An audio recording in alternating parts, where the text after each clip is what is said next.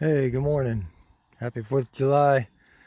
On a Saturday morning, nice and cool and kind of cloudy here. We had a little bit of rain overnight. We could use a lot more.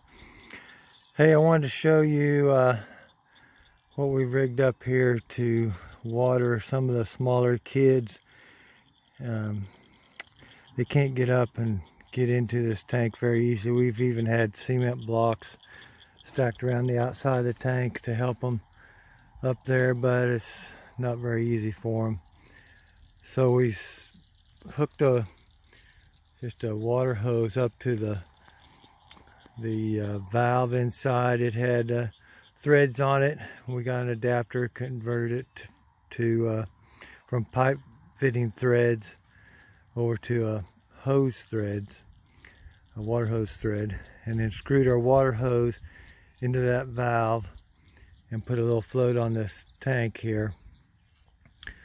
And so we took the float off of the valve inside the tank. It's just a small 3/4 inch valve, like you might pick up at your local hardware store or something, a water tank valve with a float on it and an arm. And so we tilted this tank now so where the water's right up to the edge. Put a couple blocks up here so they can come up here and get a drink a lot easier. And we still put some blocks inside this tank, just like inside that tire tank. There's some cement blocks down in it because goats will get in that. Young kids will get in there, can't get out, and you'll come and find them in your water. So I suggest putting some cement blocks or something in there they can crawl up on and crawl back out of. And we haven't had anybody get stuck in there that couldn't get out anyway. I haven't found anybody in that tank when I've been out here checking it. But on these hot days like we've had, you know, upper 90s, high humidity, they need probably more water than I've realized even in the past. And so I think this is a good idea to get some available water and to use, and your does will more readily drink out of this than they will out of that tire tank. Some will drink out of it, some will crawl up on the board on top and drink down, but I think they're going to drink more readily out of this setup. And we've even got ponds in some of the quadrants of this pasture that we've had them in, but I tell you what, the ponds get dry around the edge and muddy, and we've had kid goats especially, but even some adults in the past, and even this year we've had some kids get stuck in there, and you have to pull them out or they're going to die. It doesn't take too long when it's really hot out. So I'd really rather have them drinking up here. This is better water, it's cooler water.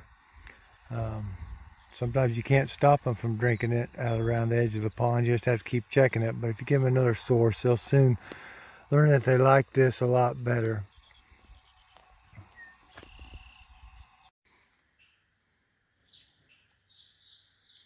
Here I thought I would show you the kind of valve that's inside those tire tanks.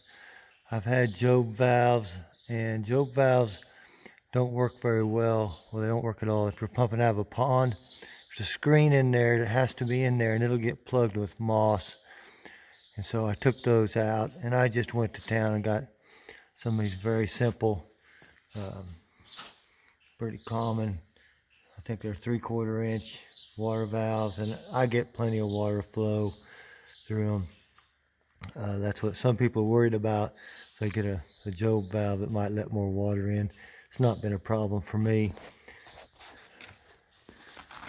So if you can see here, it's got threads on where the water comes out, but those are pipe threads, so you can get a little conversion at your local hardware store. They'll screw on there and turn that into the other end will be a water hose thread, which is different than a pipe thread. See?